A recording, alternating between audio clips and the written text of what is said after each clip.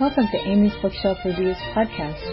Sit back and listen to interviews, discussion about books, and anything else literary. There's always something or someone new on the show. Good evening, listeners. I'm Amy, and welcome to Amy's Bookshelf Reviews podcast. Today we're joined by an author. Please introduce yourself and let the audience know how they can connect with you. I'm author Lisa Towles, and I'm delighted to be here, and listeners can find me on lisatowles.com, lisatowles.com. And I will also put that information in the description for the show. Excellent. So, I am really happy that you could join us tonight. So what book are you going to talk about? Today I'm going to talk about my forthcoming thriller. It's called Switch, and it's the third and final book in my ENA investigation series. And that comes out on September 30th. Nice. It's probably very exciting for you. Every time you publish a book, I think it gets very exciting. Yeah, sometimes too exciting. Yeah, I know. But, Yeah. you know, it's what it is, you know, when you write, and then you get your work out there, and sharing it, it can be kind of daunting too, have other people read your work, but, It's honestly, a magical and wonderful and exhausting process. Amy, you're an author, you know. I mean, yeah. you write the book and you finish writing the book and you're like, oh, cool, I'm done. No, you're just at the beginning of like another 5 more processes to prepare it and edit it and get it ready and make it worthy of readers, really. Oh yeah, I completely understand. I recently switched, genres from what I was writing, and I'm focusing more on local historical nonfiction for my area. I wrote one book and released it last year, and now I'm doing research for another one. And I've been having some articles published by the local historical society. So that and kids' books. I like kids' books. I released one and people liked it, so I think I might do more. But I understand it's hard to, you know, I mean, yeah, it's like, okay, I'm done. And then you think you can take that breath, but and you're ready to, okay, I have 50,000 more things to do before I can even tell people about it. You know, that's a good way of putting it. You said take that breath. I think we do have to take that breath, though. You know, I mean, when I work with other authors, I'm also a book coach. I really encourage people to take that moment and appreciate the moment, and not to just rush back into 100 more things, because typing those words, the end, that's such a milestone. I mean, you know how important that is, especially with all the research that you do for nonfiction. I mean, there's so much that goes into so much research as a fiction author too, and so much planning and so much plotting and tying up loose ends. And even though the first draft is like essentially good for nothing, you still have the accomplishment of the words "the end," and you have something whole and complete that you can then mold. But I still think it's important to kind of take a breath, put your hand on your heart, and say, "I've done something really, really important." Yeah, and I agree with that, because when I finished the first draft, I put it aside for a couple days, you know, and then I come back to it, and, you know, the second draft is making sure that there's no loose ends. Maybe I think I should add a scene, or, you know, making sure everything is just set to go before I even think about editing. I do a couple drafts like that. And Great idea. You kind of have to.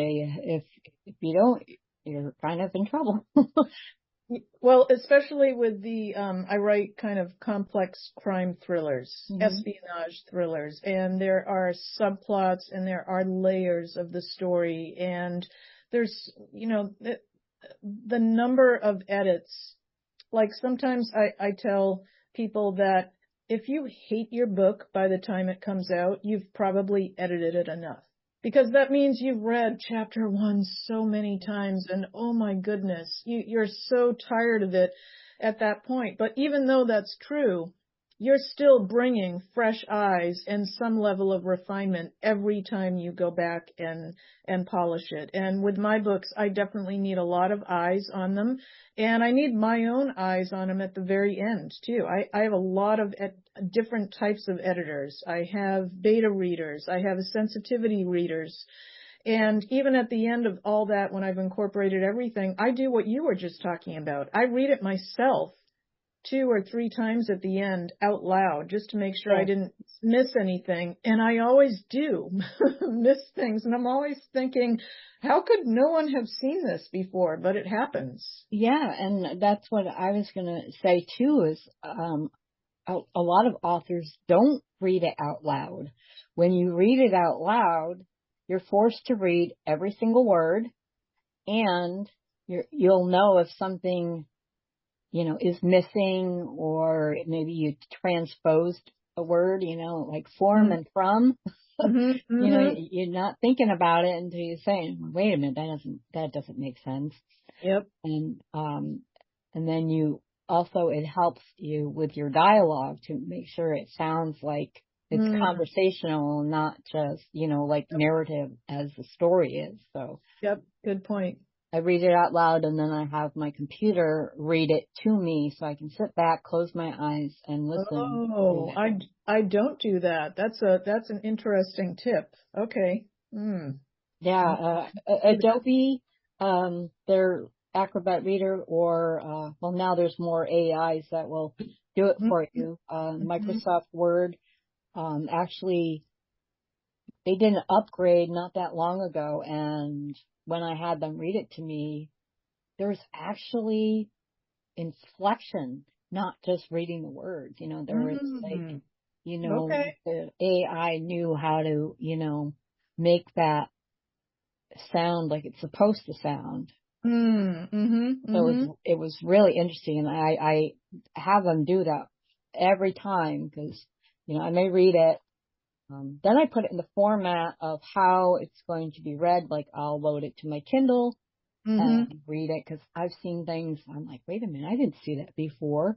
But I'm reading it on my Kindle. It's in a different format. So those things kind of help too. Sometimes I have my husband read a chapter to me, and he kind of brings his own sort of personality and inflection and rhythm and pacing to it. And sometimes that can help too. Things that, because when you're reading, even if you're reading aloud, you're not always seeing what's on the page. You're seeing what you expect to be seeing on the page. And so having someone else read it, a lot of times I'll say, wait, can you read that again? I didn't write that. And he'll say, yeah, you did. It's right here. Yeah, I get that. Or you assume that the reader knows something that you know, and you just never put it on the piece of paper. Yep. I've Yep. done that so many times. Like, Yeah. wait a minute, no one else will get that. Yeah, it's an adventure, but it's worth it, right? Oh, definitely. I've been writing since I could write. So when did you start writing? Same. I was a little kid when I started writing. I started writing, I called them stories. I don't know if they were really stories back then, but to me they were a story, and like books were the best thing in the world when I was little. Like when it was story time, when someone was going to read to me, I didn't even care if people read to me. I just wanted the books. I wanted to like own them and stack them and touch them and open them and look at the pictures and point to the words. And I remember just I do that now. I love that. I love having the authors send me their books all the time signed, and I cherish those. I actually have a dedicated bookshelf for that. But if I'm going to buy a book, even for myself, then it's got to be a paperback. I have a lot of stuff on Kindle, but it's not the same, is it? No, it's more convenient, but it's I can read on my I don't even have a Kindle anymore. I have the Kindle app on my iPhone, and convenient because I can read in bed next to my husband and I'm not waking him up by having the light on, but Yeah. it's just not the same as kind of the look and the feel, and the experience of reading a book. Yeah, So, because I remember wrapping myself up in a blanket, curling up on the sofa. aw. Everybody else was asleep and Mhm. just reading. Mhm. Before I could write, I Mhm. was telling stories as soon Mhm. as I could talk. I rewrote the fairy tales my mom used to read to me. And, Mm. she used to tape record them, of course, on a cassette. Of course, I don't have those cassettes anymore, but that would have Mhm. been awesome to have. Um, Wow. but yeah, just, I can't see a life without writing in some ways. And now I'm disabled, so I have a harder time writing, but, um, cause I have tremors in my hands and pain. Mm. But I just, keep pushing forward and Finding a way. yeah, I have to. It's like, it's part of me. Yeah. It's like when I help authors, that is one of my purposes in life is to help other people, especially authors. Mhm. And because they don't always understand the struggle. And I've had authors that were so impatient. They just I wrote 5 books. Let's publish them right now. Well, slow down a little bit. Mhm. Mhm. But then you get there have been some great ones that were debut books, and I'm like, did you write before? And they hadn't, and it was just, so Mhm. amazing. And then Mhm. there's others that they like, oh, can you read my book and review it? And then they end up sending me the first draft. Mm. I'm like, no. Got it. And it's riddled with typos and things that Yeah. even a regular spell check would pick up. And I send it back to them. I'm like, no, I can't read it in this condition. Mhm. You're done. That's fine. Or if I have a book that I would rate 1 or 2 stars normally, I Mhm. send it back to the author and let them know that why I can't do it. And if they revise their story, they can always send it back if they want to. Oh, that is so kind of you. Wow. Those 1-star reviews, man. I talk about taking the starch out of you. I have one on, I've 13 books published. My 14th one is about to come out. And I think it was on like my 6th or 7th book. Someone posted a 1-star review on Amazon and it was literally 8 paragraphs. 8 paragraphs. And, sometimes you can tell when it's like a fake review because Yeah. they're saying general things and it's Right. obvious they didn't actually read the book. No, this person actually read the book and they Oh, felt geez. inspired to write an 8-paragraph diatribe about like, oh my goodness. I mean, so now I think I'm a little older and a little more mature now, but I mean, yeah, that was really alarming. So that's so kind of you that if you find something that's in that 1 or 2-star state, you send it back to the author and give them an opportunity to kind of clean up the manuscript and edit it and resubmit. I think that's very compassionate. Thank you. And I just want to, I want them to learn, authors to learn, without, sometimes they don't even realize it. It's like when I, tell them, um, when you request a review, give me, an elevator pitch. Tell me about your story in 1 sentence. Mhm. Mhm. And I don't need that.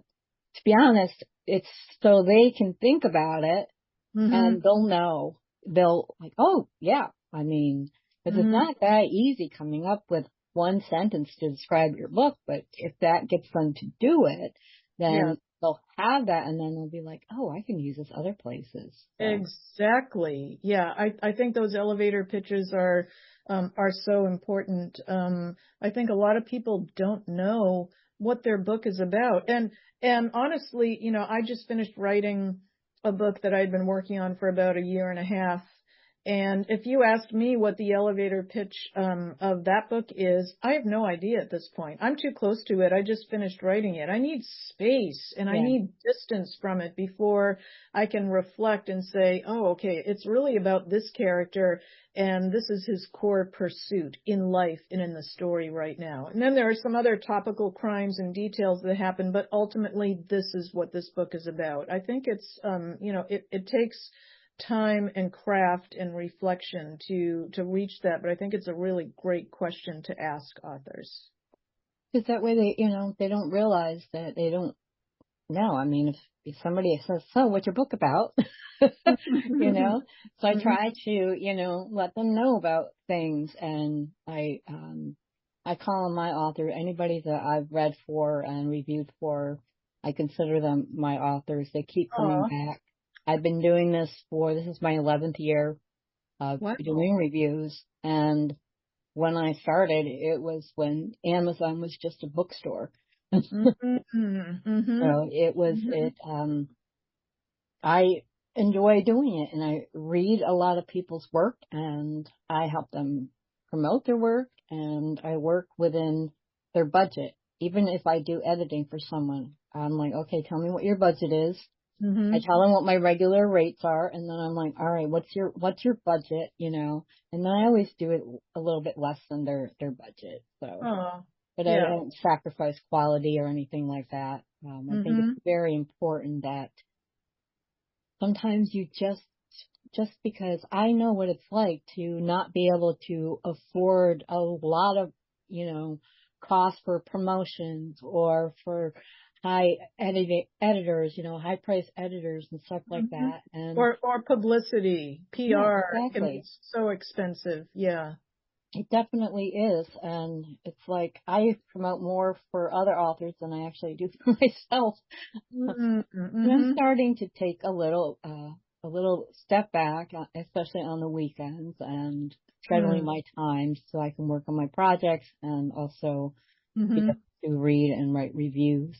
Mhm. And, I can't wait to read your book. So, Oh, thank you so much, and I'll be so honored to have you review it. And I have to say, you're a real book reviewer. I mean, I've read some of your reviews, and you really like delve deep into the story, and you write enough to be descriptive. I think you write wonderful reviews. I personally am a terrible book reviewer. Even if I love a book, I just don't have that facility to craft wonderful book reviews. I think some people have that, and you definitely have that. So I think your reviews are wonderful. But I want to say too about the elevator pitch.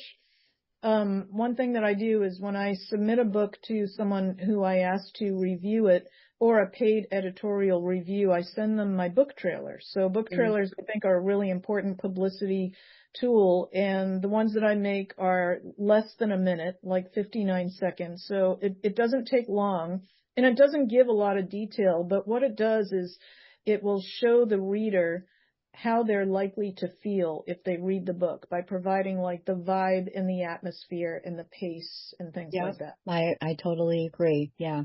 And having even if it's just your tagline to, whether or not to promote your work, however you do that, I think it's wonderful.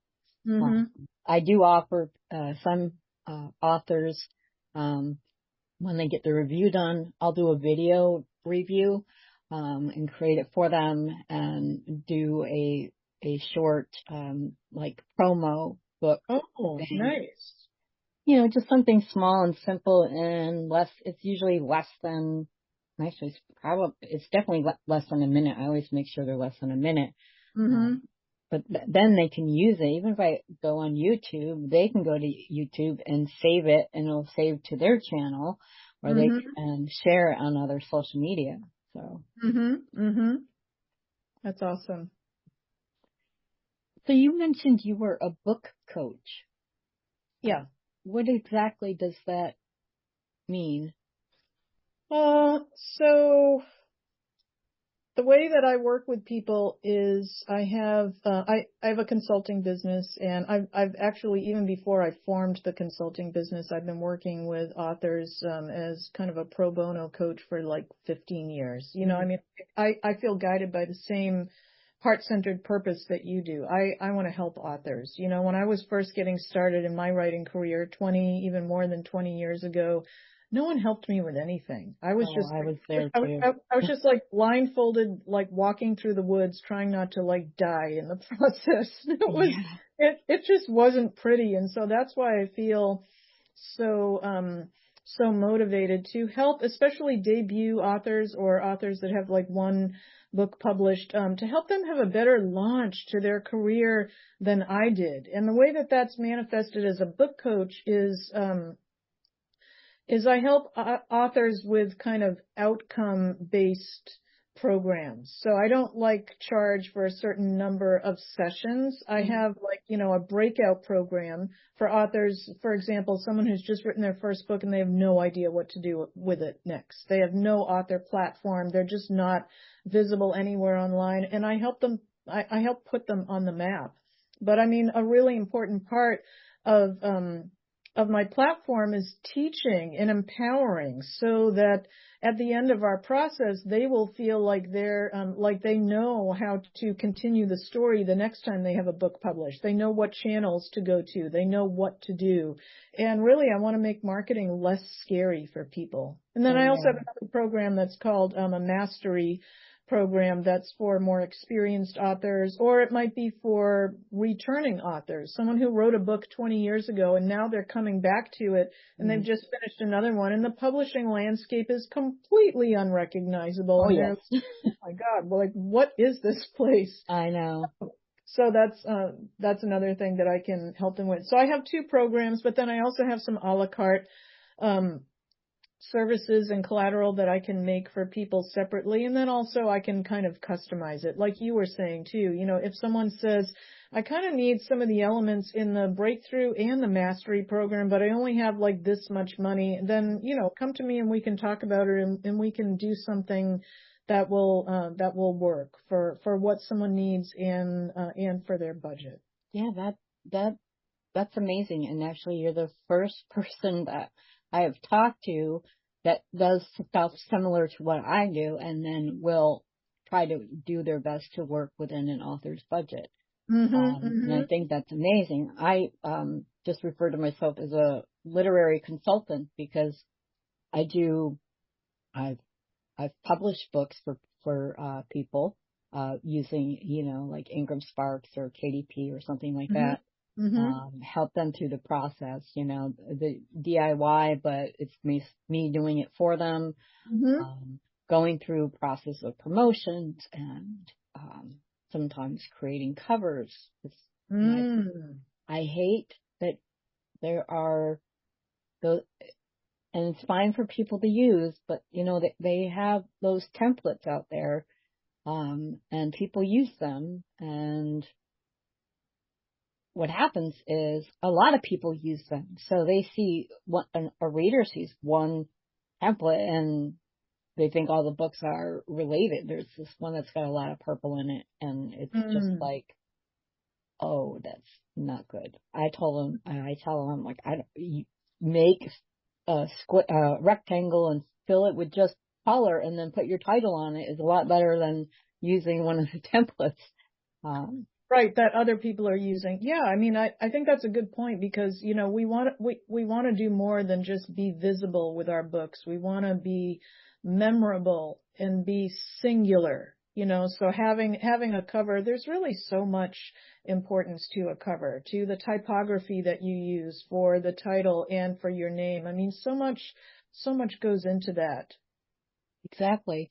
And I mean, you know, when they say don't judge a book by its cover, that's more about people rather than actual books, because, you know, if you see a cover and you're like, oh, they just use it, there's like terrible. you're not going to really want to read that book, it just kind of, it puts you off, or it's totally different then. It doesn't make sense to the title, but yeah, I think people make judgments very quickly. And if there's a book that has an amateurish looking cover, I think a potential reader might, and this might be an unfair assumption, but they might think that the quality of the book and the quality of the writing is going to be similar to that. I don't think that's true most times, but I think that can be kind of creating the wrong first impression. I agree. What I don't, like when I review anyone's work, I don't read reviews from other people until after I've reviewed it myself. And I don't even read the book description until after again, because sometimes people put the whole stories in the book description. And it's like, oh, well, I don't have to read it. I already know how it ends. Yeah. Yeah. So, some people have to learn to cut back, and being new it's fine. And, I try to get the word out that I don't just review. I try to help authors. I have helped people. You just made a friend, and if you need, help, or you have a question, just email me and I'll give you an answer if I have it. And if I don't know it, I'll see what I can do to find out for you. I think that's so important, Amy, that that kind of author care and support is part of your platform, and that's part of what you're offering, because honestly, we need it. I mean, there are so many squelchers, and there are so many naysayers, and and there's a lot of competition. And, being a writer, writing books, it's a very vulnerable process. And I think having people around us who can be our champions and feed us that encouragement, that keeps us going. We need a steady diet of it, but it's really just so important, the support that you're giving to authors. So I really commend you for that. Thank you very much. And I must say, there are times when I'm just not feeling very well, and I'm like, I don't know if I want to do this anymore. And then that's like 2 seconds later, I'm like, yes, I do. It's something definitely, I love doing it when I'm ill and I can't get out of bed. I just think about it, and I'm like, I just wish I could do this. I can't see myself not doing this. I did say that I was going to retire after I posted 5,000 reviews, and I'm at like 36 something now. So it'll be a couple years before I hit 5,000. So, just kind of like setting a limit, but that never means that I'm going to do this for as long as I possibly can. Yeah, it's your mission. Of course you are. It's your mission, and there are authors who need that. I've been authors that will say, I was told that I needed to get a review from you. Well, yeah, it's just a little timer. Yay. That was a very cinematic sound. I know. Jurassic Park to start or something. That was very interesting. So I really am glad that you were on the show, and I wouldn't be surprised if I asked you to come back. I would learn more about what you do. I would love to. Just being a writer. So definitely, yeah. And I will be reading your book. So actually, by the time this airs, I will have read it. Okay. But I just want to thank you again for being on the show. And I'm going to just kind of wrap this up. If you wish for you or your book to be on the show, go to amysbookshelfreviews.com/podcast. Thank you for listening. Be safe, be well, and always be kind. Tune in here again next week for another tantalizing discussion. Thank you for listening to Amy's Bookshelf Reviews podcast.